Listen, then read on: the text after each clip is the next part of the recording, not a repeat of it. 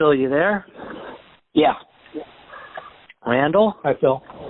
Hey, Randall. How you doing? Well, Randall, we both really appreciate you talking to us. I think what's great about what we can do in this interview is because the audience has sort of at this point listened to 16 episodes of information, I think me, you, and Phil can really have a conversation about a lot of the sort of inside baseball stuff that we don't have to sort of do the dummy version of explaining a lot of this stuff.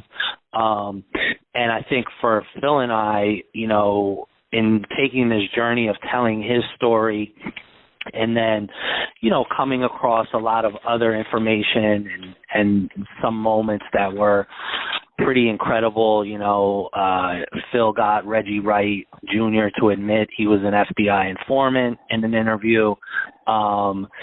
There's been some really cool moments. So we appreciate you doing this. I think the first place I wanted to start is you wrote Labyrinth, and I know when you write these books that you do immense work as it relates to investigative journalism.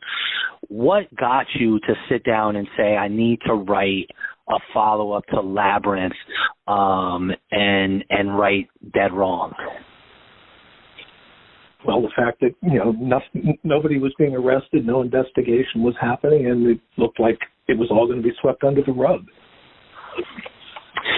And you know, when Russ died, you know, I felt like that obligation transferred to me. I mean, he had always believed that, you know, justice would be done, and he was endlessly trying to find a way to make it happen. But once he passed, you know, there was no one left. And then Kading, you know, stepped into that breach and sold his story, and at the same time was attacking Russ, which I found intolerable.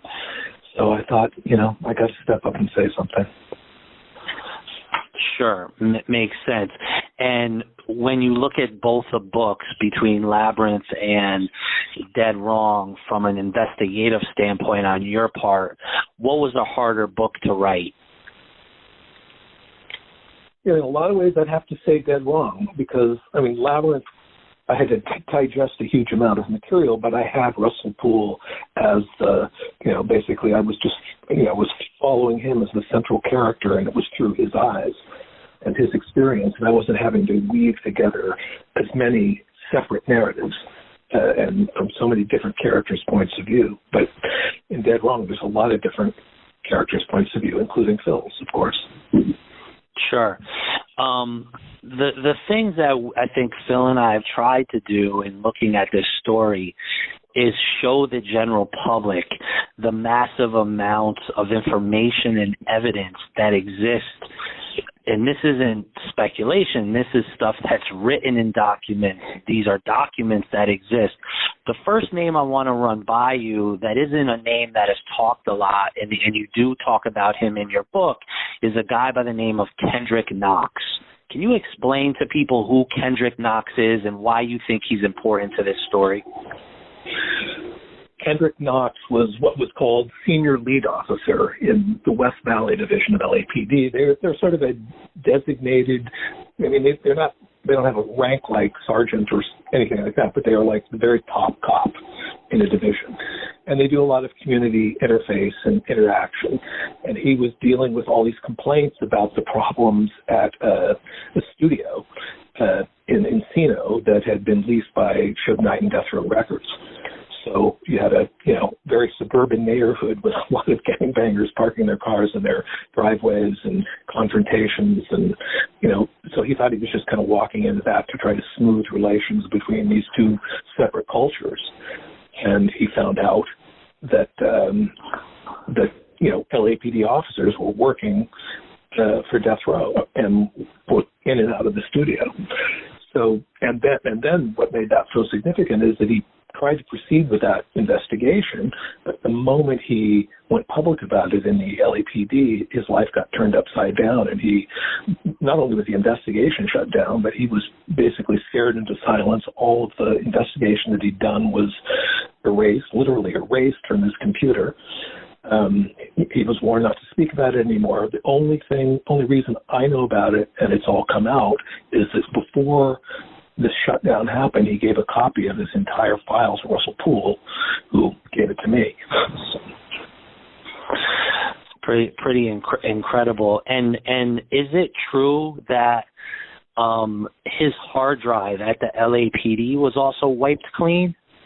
Yeah, he had a back injury, went away for a while, came back, and they'd already told him the investigation was shut down, and he wasn't supposed to speak about it to anyone. He wasn't allowed to even mention the subject, and he was getting some, threatening. He was having some threatening exchanges with officers who might be implicated. So he went on leave with his bad back. When he came back, the file that he didn't pull a copy of the file, but he had another one in his office that was gone. All of his evidence that he collected was gone, but what really scared him was when he went on the senior lead officer computer where all of his files had been digitalized and it was all wiped clean. It's pretty incredible. When I first read your Dead Wrong, I think I had this visceral reaction of how is it possible that all of this information exists and yet we sort of stand here today in 2021 without this being solved.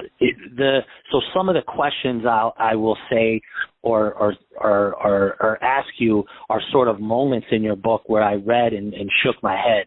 One of those is we do know Fred Miller was Russell Poole's partner at the LAPD's robbery homicide division, and you can correct me if I'm wrong about my analysis on this.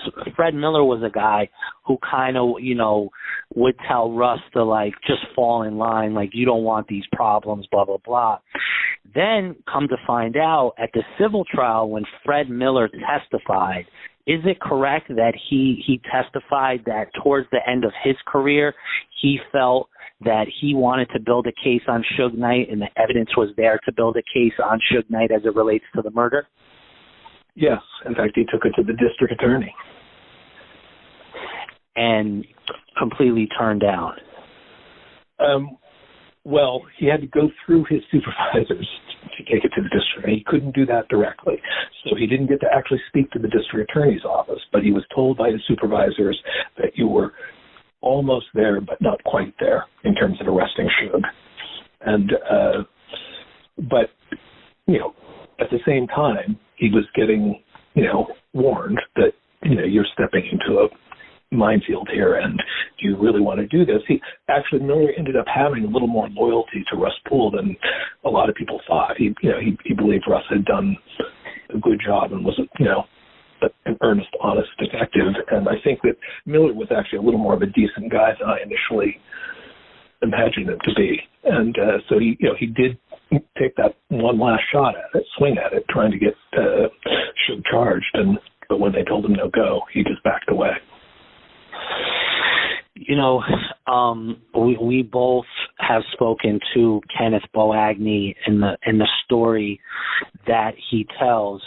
There is a part of the story I wasn't aware of, and that is you have reported that Boagni went as far as offering to wear a wire on Rafael Perez inside jail. He offered this to LAPD investigators who seemingly turned Boagni down, correct? And obviously I think we know.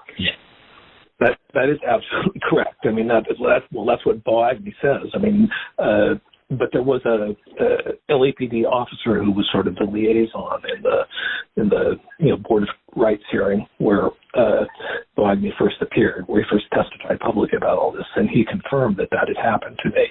So, it's Boagni's word plus a cop who was inside who had knowledge of it.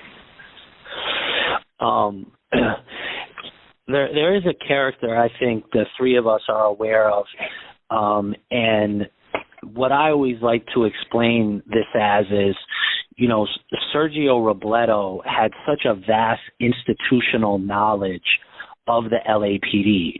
He was an insider, as they say, and even though he did work for Perry, and there's been times that people have said, oh, he worked for Perry Sanders, so what did you expect him to say? I've always interpreted Sergio as one of the straightest guys you could possibly ever meet. What was your interpretation of, Sergio, he passed away, of just him overall and how you felt about him and his work on this case? Well, that's a man I really loved and admired. He was everything you'd want a police officer to be or a police commander to be. Totally straight, totally earnest, very smart. And he understood the politics of the whole thing. I mean, he wouldn't have been able to be an executive at, Kroll Associates if he didn't understand the international politics of the LAPD and its associations with all these different agencies, but he always tried to play it straight. And since he had supervised Russell Poole earlier when Sergio was running the South Bureau Homicide Division, he knew that this was a great cop, totally straight guy who never, he was the straightest arrow you could possibly have. And so he was, willing to hear Russ's story. And when he heard it, he was aghast. And that was how he initially got through me. Actually, he got connected to Perry and the whole team of attorneys that was handling the lawsuit. He has I think a quote in your book that is pretty interesting, where he says, are you right? Robledo stated in his entire career he had never seen a case where the LAPD had chosen to obfuscate or block a murder investigation. Yeah, that impressed me. I mean, because I could tell Sergio was deeply upset. He was invested in the LAPD, just like Russell Poole. They were very similar in that way. Their sense of identity, of who they were, what their calling in life was. The LAPD was integral to it because they believed in its fundamental integrity as an institution. And certainly when it comes to something like a murder investigation, they both, I think they simply could not believe that even a murder investigation could be politicized and suppressed. And it infuriated them, and then they were both able to do something about it, but, never all the way. To add on to that too, real quickly, Don, when I met Sergio for the first time, it was out in Colorado Springs, and I was out there with another FBI agent in LAPD, and we were going through the case files. And when I sat down with Sergio and he was letting me go through some documents and I would ask him some questions, never once did he try to push a narrative on me to already say, hey, this is what we've concluded and we would like you to go along with this, or we want you to think along the same lines as we do. He had enough respect for me and for the FBI to say, hey, these are documents that we have. Here's some evidence that we have. Take a look at it and come to your own conclusions.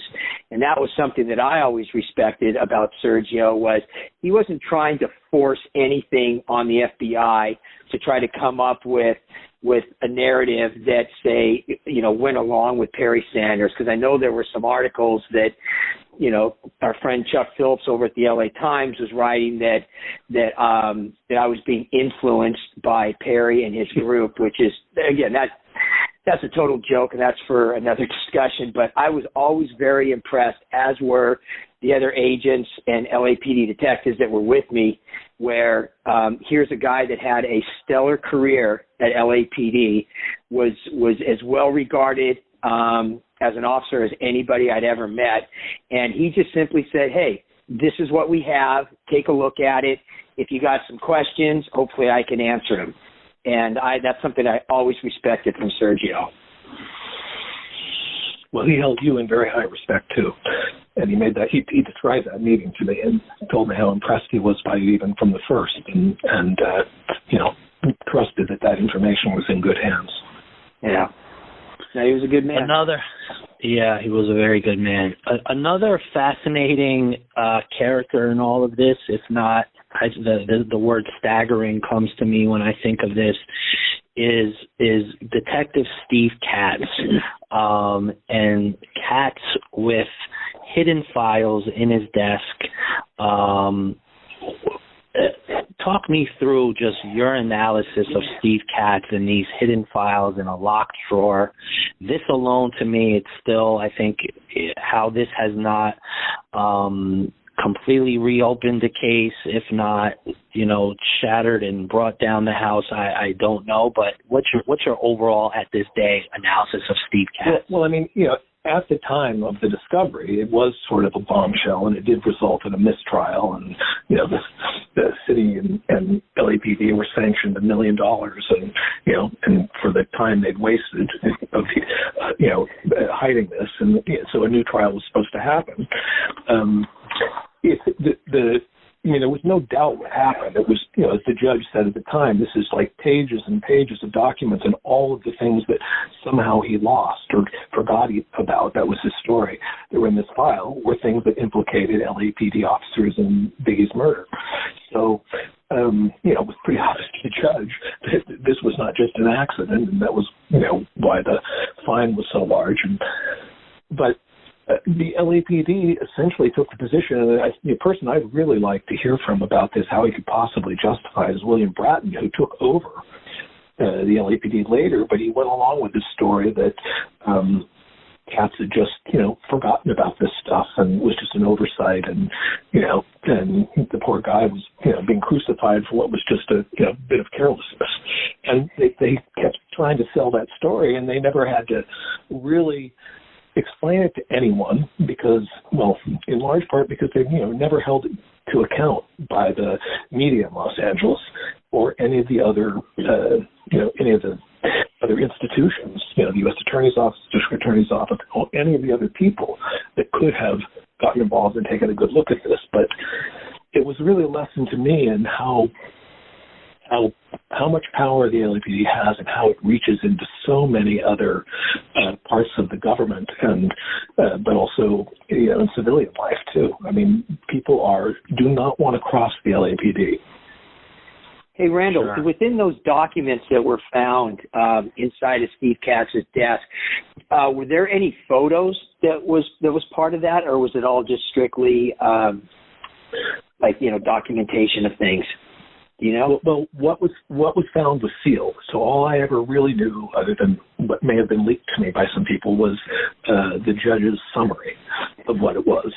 So, and all that was described to me were, documents and tape recordings. So I'm just curious of some of the photos that I originally saw in the LAPD murder file, as well as did another FBI agent that was with me, and then they somehow disappeared from the murder file, and we then documented that we not only saw these pictures, but a signed letter from my supervisor to Katz and the LAPD specifically asking to see any photos, but in particular these certain photos that we had seen, and we never got, and Katz denied ever having those. I'm just curious if those photos were taken out of the murder. We know they were taken out of the murder book, but were they stashed as part of these documents that were being hidden by Katz? Because we never got an answer. We just were told, no, those photos that you saw outside the Peterson that showed, that had Mask, Perez, Amir, Big Gene, Puffy, that those photos didn't exist, when which is just ridiculous because we know they existed. We saw them. I don't think people have ever found those photos, and I'm wondering they may be part of that sealed documentation. Then, I mean, does that make sense? It's conceivable, Phil, but it's also conceivable that they just disappeared them. I mean, I know that's what happened to the photograph of Mac and Perez with Michelle Parks, Chief Parks' daughter. That photograph was made to disappear. In fact, an officer. That's crazy. An officer has come forward to say that he was the one assigned to make it disappear. It's amazing. Yeah. The next question, Randall, that I have, and it's it's about a specific area of the LAPD, and I've always had my thoughts on it. I'm curious about your thoughts. You write about when Perry Sanders goes to question Puffy, and when Perry Sanders goes to question Puffy, in the room that day are two officers from LAPD's risk management division that come along for that particular. And here's what I feel about LAPD's risk management. I feel that was an area of the LAPD where they buried the bodies. And I might be wrong about that, but I feel it was an area that could be controlled by a handful of people, i.e. a guy by the name of Sal Piscopo and a few others. And that's where they really controlled the documents or the evidence that they didn't want public or they didn't want anyone to see, for that matter. What do you feel about LAPD's risk management and this particular? It just struck me as odd as why is risk management there when Puffy's being questioned? I think you're absolutely right about that. It's probably the most secretive part of the LAPD. It's kind of like internal affairs, only even more, narrower and more targeted. I mean, their whole point, risk management's job is to protect the LAPD, to protect the LAPD from any exposure, legal exposure, or, litigation exposure. Supposedly, they're supposed to find all of the evidence and process it and, bring it forward. But, everybody knows that's not really their job. Their job is to do whatever they can to filter it so that, nothing damaging to the LAPD gets through. And, if you get that gig, if you're on that unit, you're on the, track to promotion and, high rank, just as with IA, although this is even more elite. So most of those people who get that kind of a position aren't going to jeopardize careers that are flourishing and that have a big back end. So but it's really impenetrable. I mean, I've had some IA people leak me some stuff, but I've never had any of those risk management people give you the time of day. So that tells you something. Sure. And that leads me to my next thing. Before Sergio passed away, he had let me review a number of documents. And the next document I'm going to talk about, I can actually email it to you so that you can look at it. But I have a few contexts, and I wanted to read you something that I'm curious about what your thoughts on this. And the statement is as follows inside of this document. It's a legal filing that in January of 2001, the LAPD instituted a formal internal affairs investigation bearing LAPD Internal Affairs number CF010190.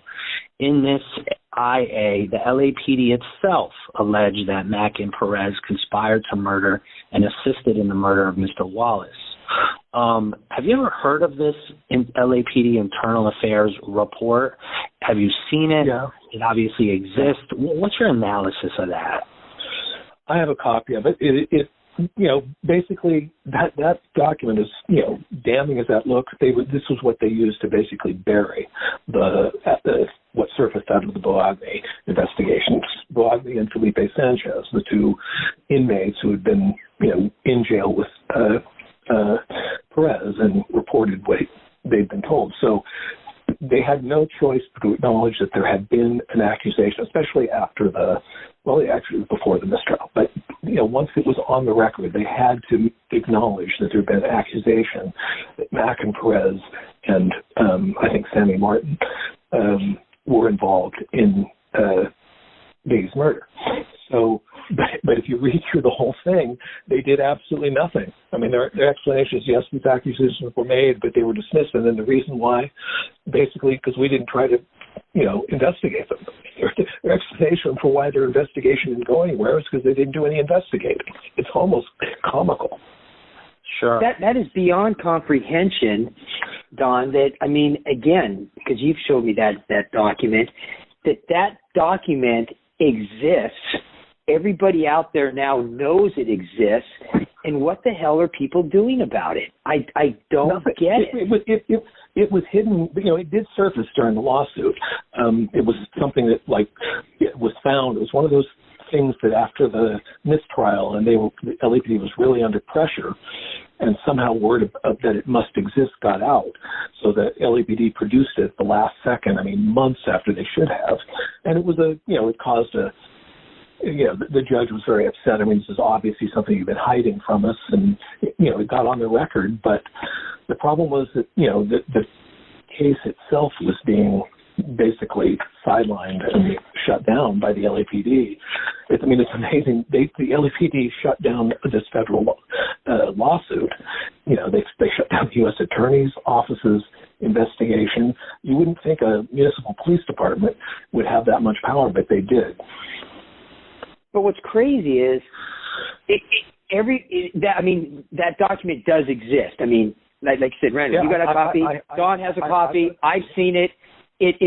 Everybody out there needs to know this is an internal LAPD official document written by LAPD that exists. That's a given now. So either one of two things has to happen. One is LAPD has to say it doesn't exist, it's fabricated, which they can't do because it was filed in court under seal, so we know it does exist. So the only other option is do something about it. You can't just ignore it. It's like saying, we know who committed this murder, but we're not going to do anything about it. It's just crazy. Well, the fact is, Phil, they can ignore it. They are ignoring it. No, because there is no agency. Nobody is putting any pressure on them to act on it. And the lawsuit was the only avenue, to compel the LAPD to face it. But I got to say, the complicity of the Los Angeles Times in this is that, if there'd been some media attention, if they'd reported it, if they'd actually done their job, then, that might have, shown a bright enough light on this to compel some action. But the Times completely ignored it. Didn't even, they knew about it, but they did not put one word in the newspaper about this document. I'm going to assume, based on the assumption that a vast array of different people in different organizations of different levels have not only listened to this podcast, but now know about this document that exists.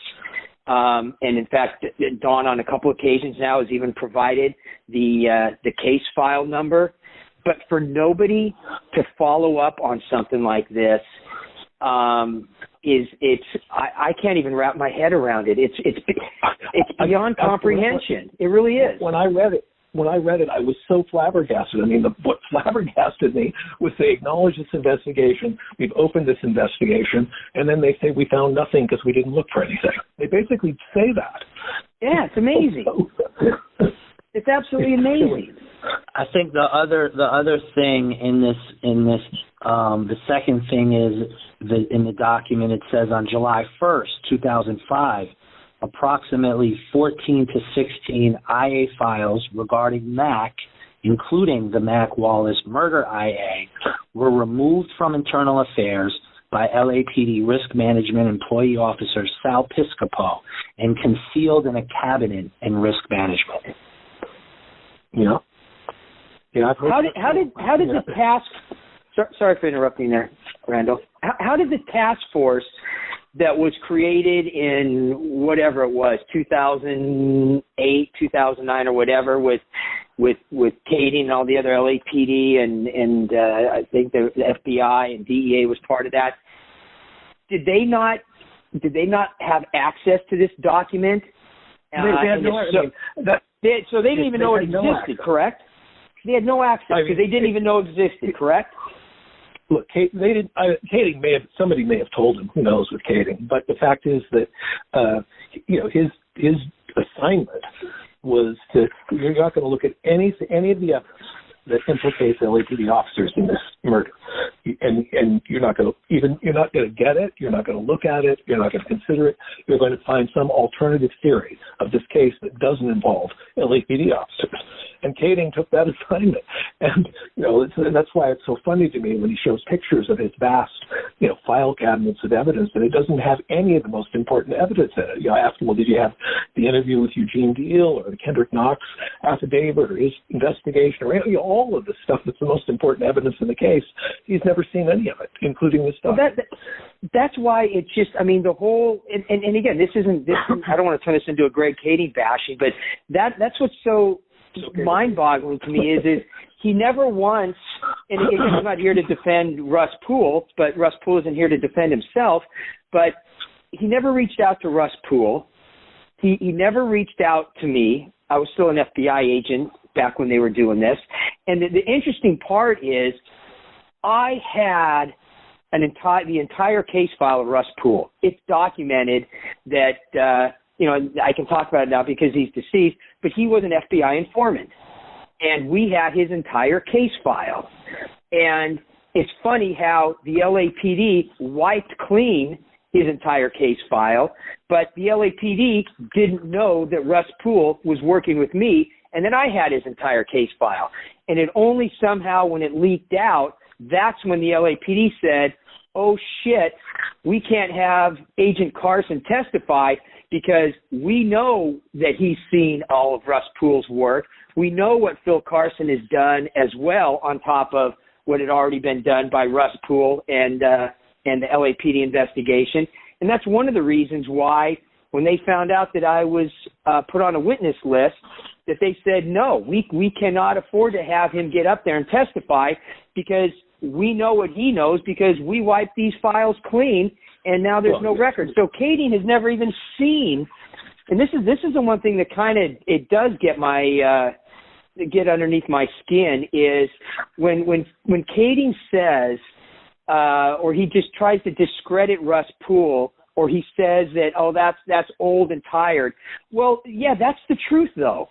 And sometimes when the truth, it's the truth today, it is tomorrow, and it's going to be the truth 5, 10, 20 years from now.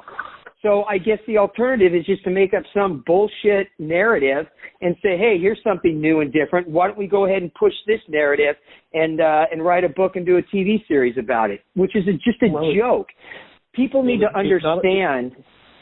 Go ahead. It worked for Kading because it worked for the LAPD. The LAPD, I don't think they think highly of Greg Kading, but he served them by what he did. He did by his investigation and his book. So they're not going to cross him because he's basically covering their asses.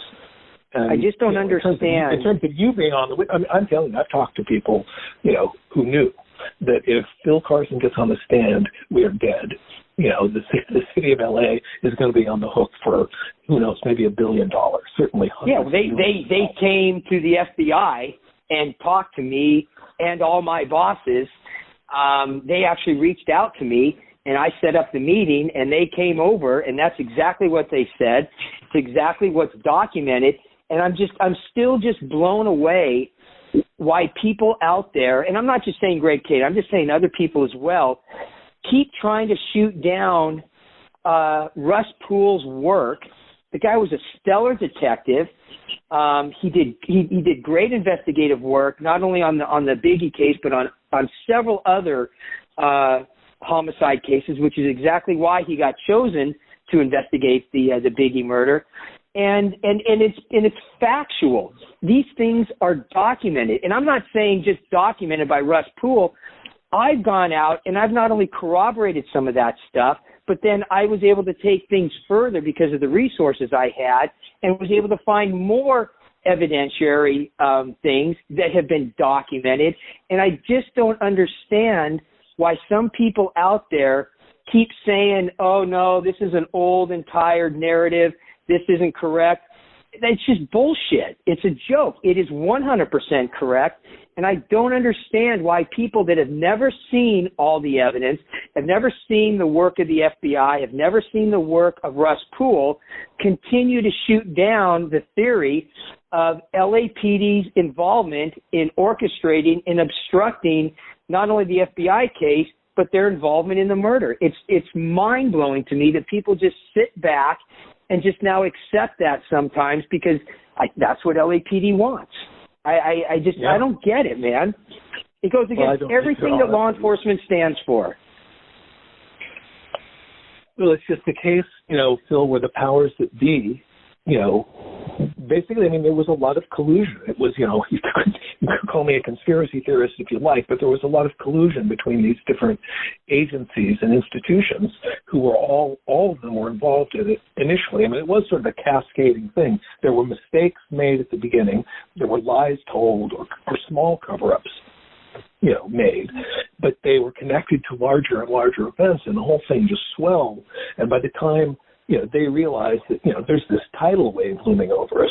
We just have to get out from under it and, any way we can. And Keating offered him, a convenient out. He's got the killer is conveniently dead. His source is somebody who was, given immunity from another crime where she would have gone to jail for a long time. And Suge Knight, the one person, if you made a deal with her and Poochie's dead, so, what about Suge Knight? That's who is behind it all, right? And usually when an LAPD detective solves a murder, they go out and arrest the guilty party, but he never arrested Suge, and he really can't explain it. Yeah, and I think that just to put another person into the mix is Russ Poole came to the conclusion, Phil, you came to the conclusion, and then Sergio Robledo also came to that same conclusion. So you have three investigators, and then you have Keating on the other side, and that to me has always been the nail in the coffin when it comes to this. Is so you're saying three of your credibilities are shot, three of you are incompetent. And if you look at the track records of the three individuals, Poole, Carson, and Robledo, they're almost impeachable. I think that's where the conversation ends for me. Yeah, well, look, if Keating had actually looked at the evidence, if he'd actually examined Russ Poole's case or Phil Carson's, investigation and, disproven it or found holes in it or said there's something wrong with it, but he did not do a damn thing to look into any of that.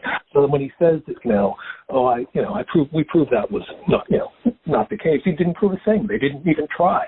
They made no attempt to investigate the possibility. Do you ever think he'll have a crisis of conscience at some point, or just come off of this bullshit that he still sits? Keating, you talking about? Yeah.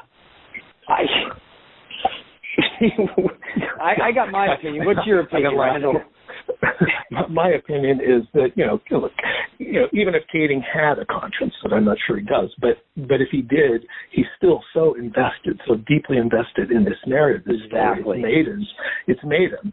So, how does he ever come back from that? And if he did, then he'd face the wrath of the LAPD, because right now they will protect him. They have his back, because he's their boy. He's put out the story they want out there. Sure. Another piece of evidence, Randall, is that I find kind of interesting, and I wanted your thoughts on this. Edward Henry, who was the stepbrother of Detective Stephen Katz, told LAPD detectives that Katz had told him that he was aware of information and documents implicating individuals associated with the LAPD in the murder of Christopher Wallace. Henry advised that LAPD or Katz had stated such material had been placed in the forgotten file, that the materials would stay in the drawer. It would be a cold case for the duration, and something to the effect of, fuck Biggie. He's going to be in the drawer for a while. This was actually not only a statement, this was a recorded interview with Ed and Henry's stepbrother. Have you heard of that? I haven't, actually. This is new to me, and it sounds pretty significant, but so many things are. It's one more, amazing revelation that somehow doesn't, blow the lid off this thing.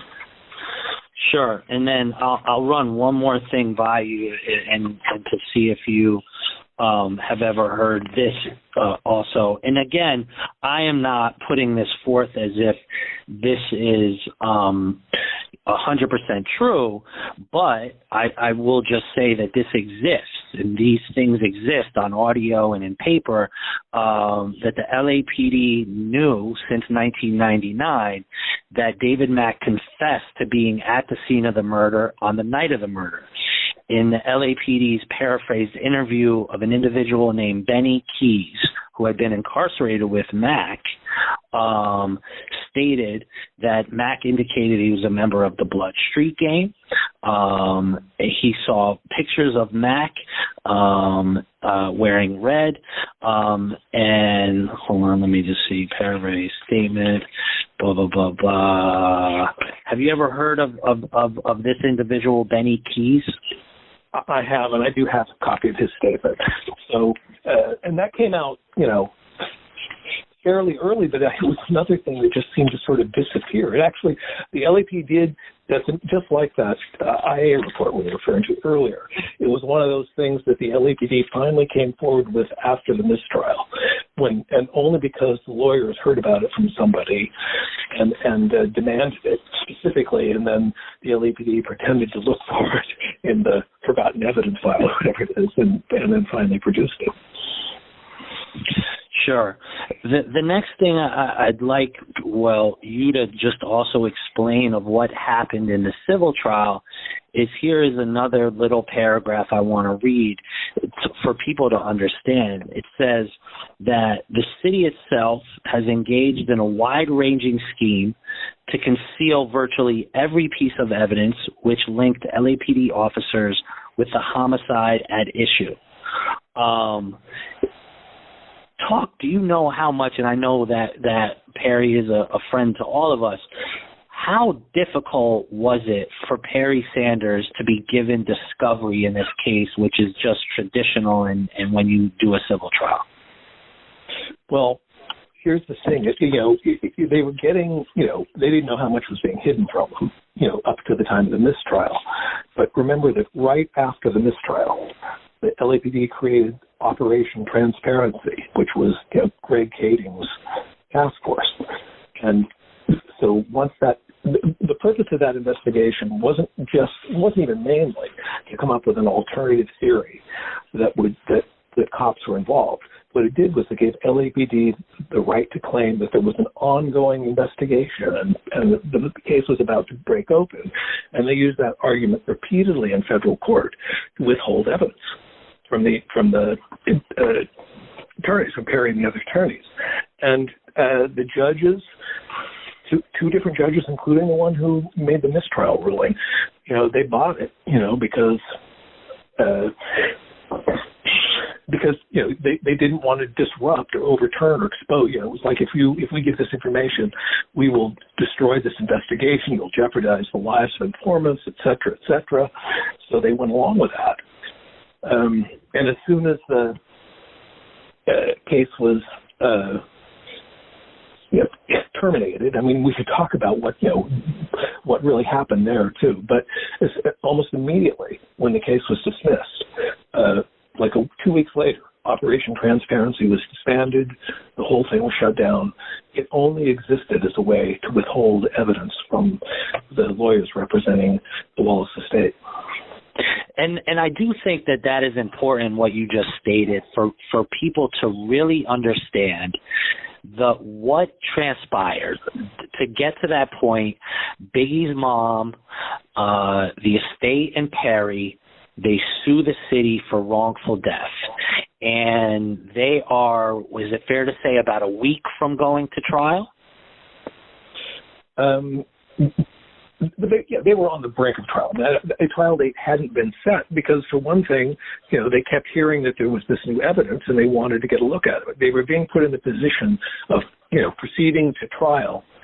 All the lawyers explained this to me, and it is very lawyerly, but we can't go to trial not knowing what other evidence there is and what they might bring forward. And then it just coincided really with Valletta's exhaustion. She'd won the mistrial. She felt she'd been vindicated. She was being treated for cancer. Biggie's children had, been growing up with this as, their reality, and she didn't want them to have to live with it anymore. She didn't want the stress of it herself. So she went along with the dismissal. If it was the dismissal was, it wasn't like the case was over initially. At least it wasn't. It was that we can refile at any time up to the time that the kids turn 21, and that that was written into the order.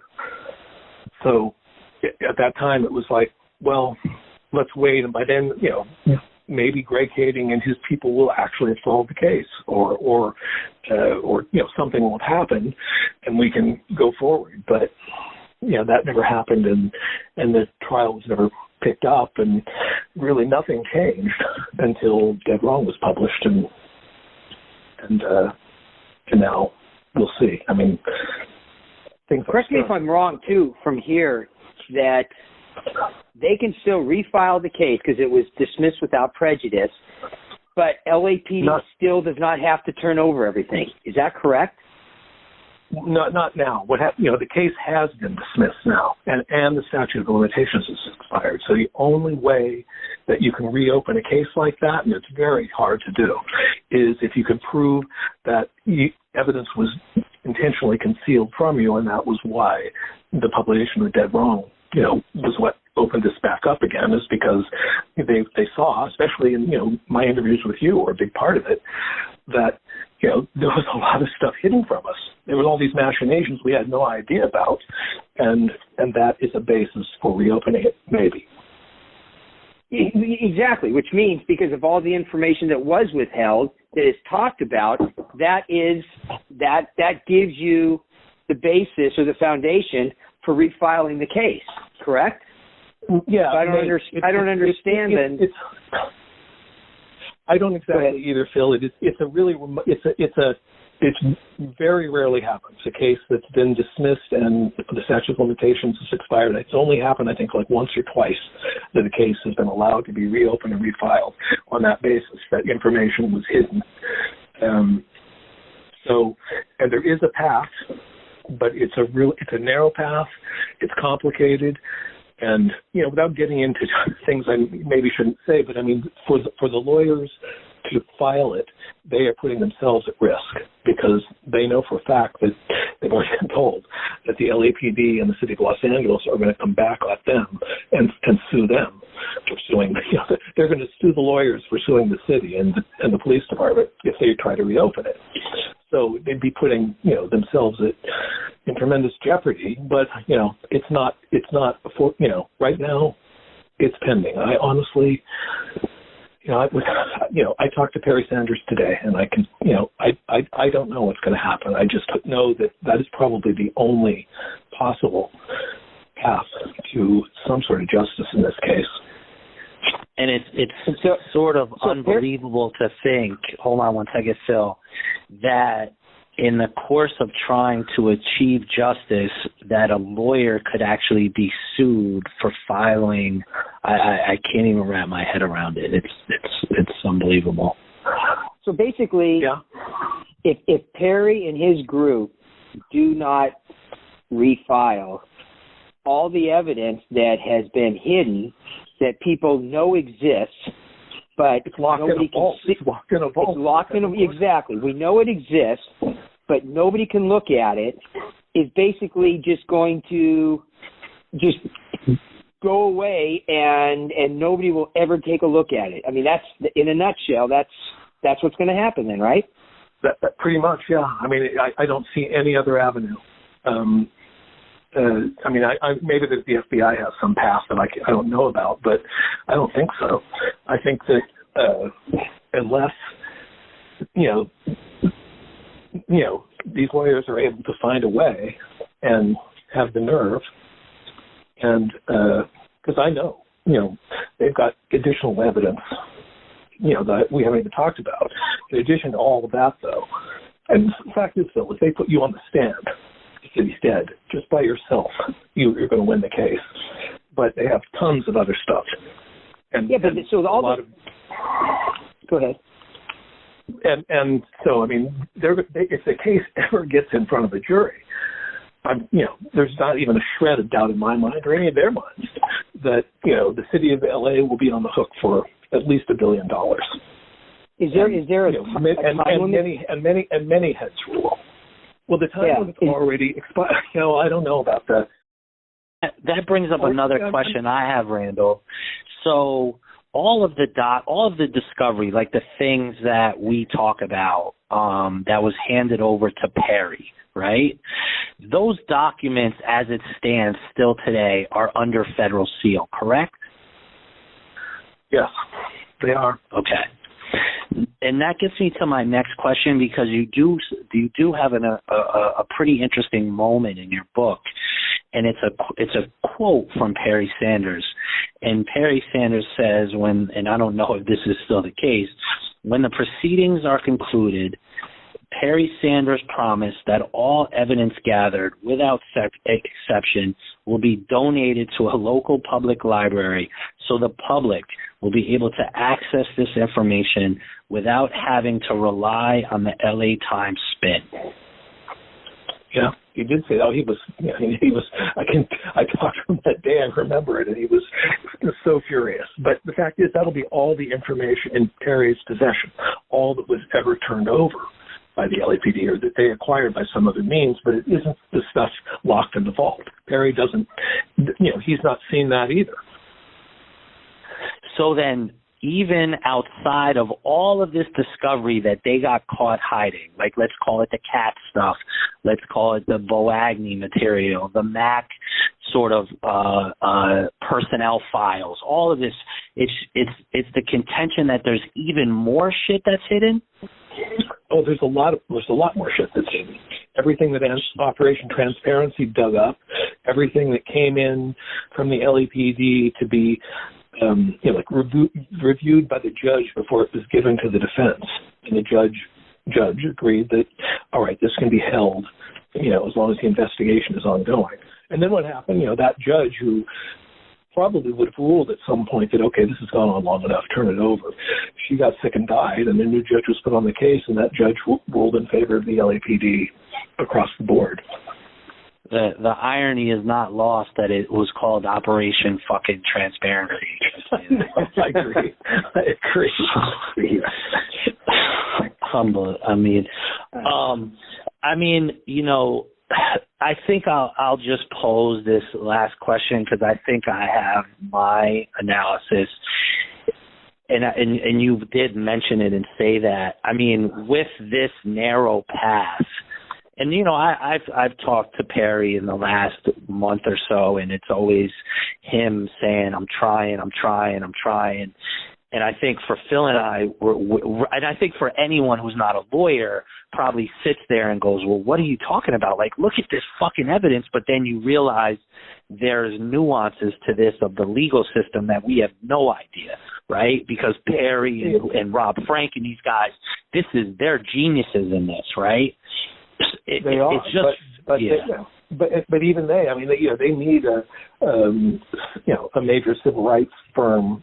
They need a partner in terms, which would be a major civil rights firm, and a lot of them have been really leery because they'd be sued too. They'd risk being sued too. They would risk huge financial jeopardy, and there's no doubt that the city and the LAPD would try that.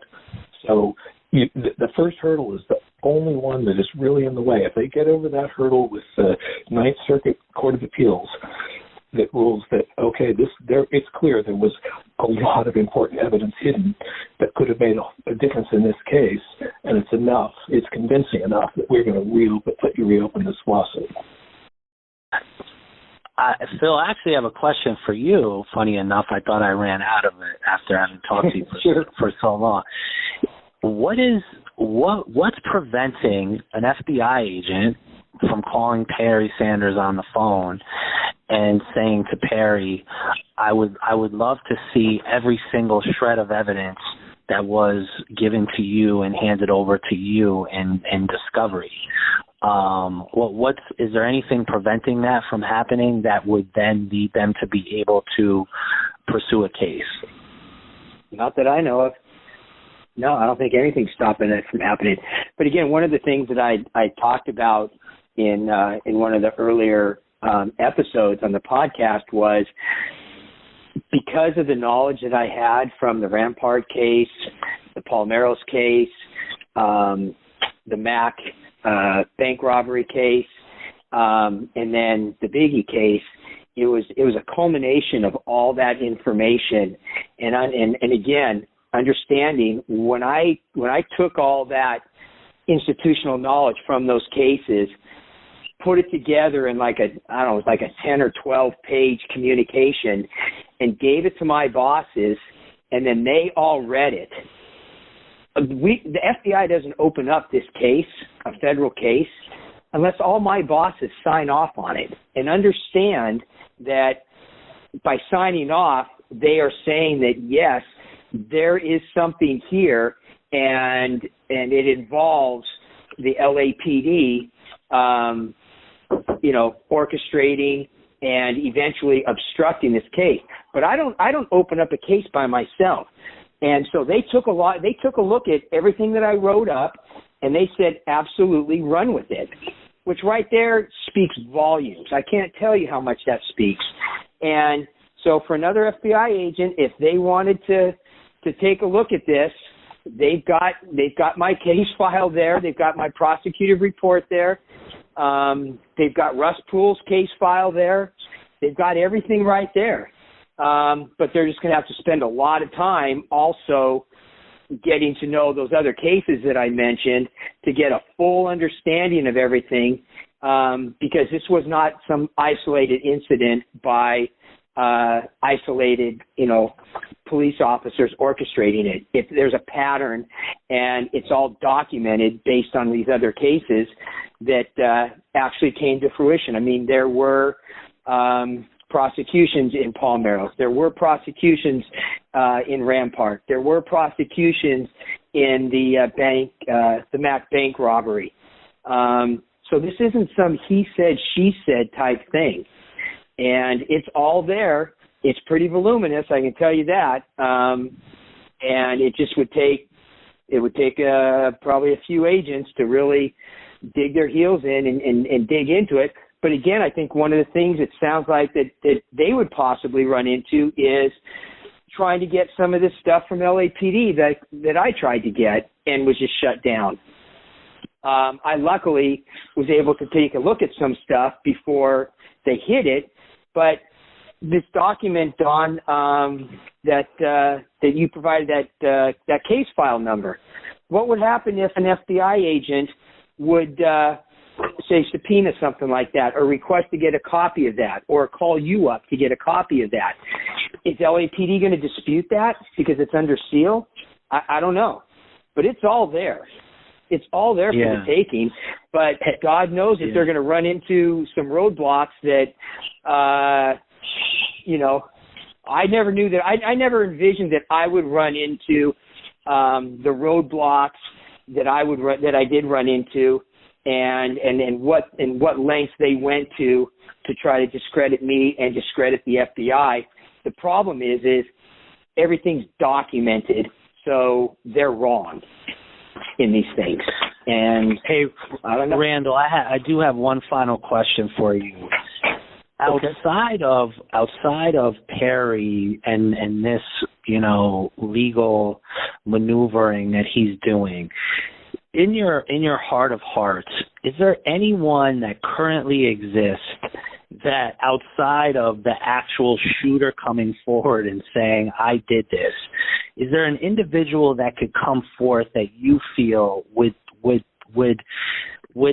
would be sort of, that would be it, that would finally, the LAPD could not deny it. They could not discredit it.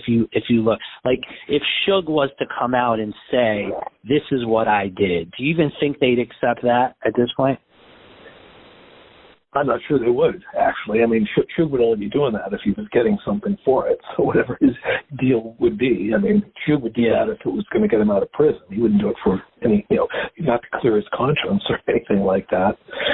There are some stones that still could be turned over, maybe. I mean, as Phil was talking, I was thinking, the U.S. attorney who received the FBI's request to prosecute the case based on Phil's investigation, So I found the guy. He'd been the assistant U.S. attorney assigned to this case at the time. He's now a lawyer in private practice in L.A. So when I got him on the phone, I told him what I was calling about. I mean, I could literally hear the guy shitting a brick. He was just in such stress. And finally he said, I can't talk about this over the phone, but you've got to send me anything in email. So I sent him a list of all my questions, what I knew, about the case and him in email, and he refused to reply and wouldn't ever take my calls again. But if somebody could squeeze the truth out of that guy about how and who convinced him that he couldn't prosecute this case, because as Phil's probably already said, and Phil's the one who told me, this U.S. attorney, he did not.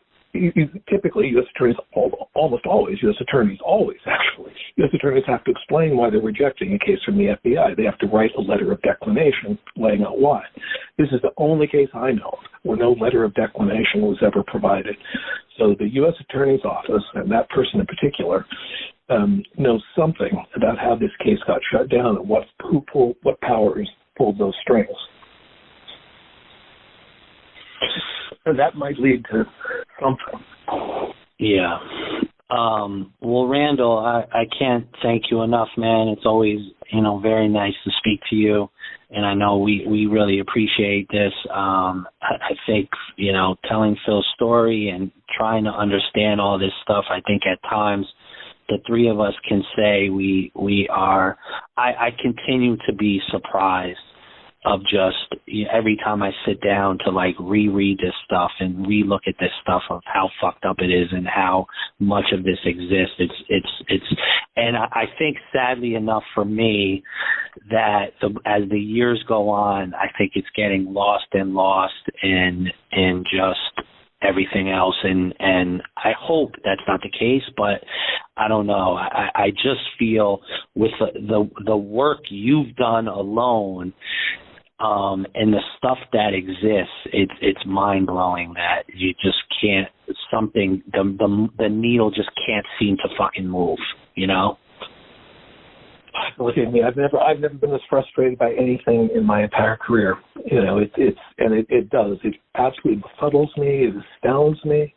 When Dead Wrong was published, I figured there were 10 things in it the LA Times would have to put on the front page because they were that, they were revelations that startling. But the LA Times, completely ignored the book. And I don't think I'm still, and of course so did the law enforcement agencies in LA.